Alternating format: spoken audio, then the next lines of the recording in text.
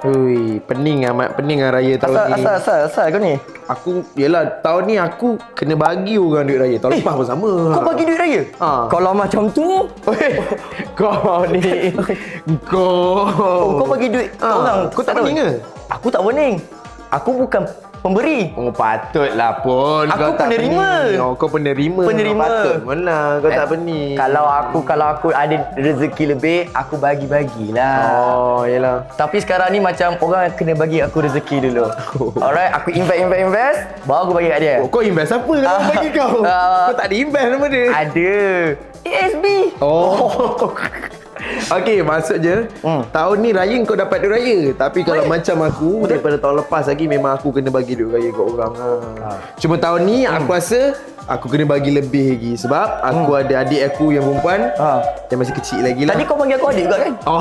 Itu tersasul. Oh, tersasut. Aku ingatkan kau adik juga. Tersasul kan. Dan juga rezeki aku jugalah. Rezeki kau tak apalah. Kira halal lah. Yang Rezeki, penting niat dalam hati, yang nak beri biar ikhlas. Betul. Yang menerima pun kalau boleh jangan minta. Itu je lah.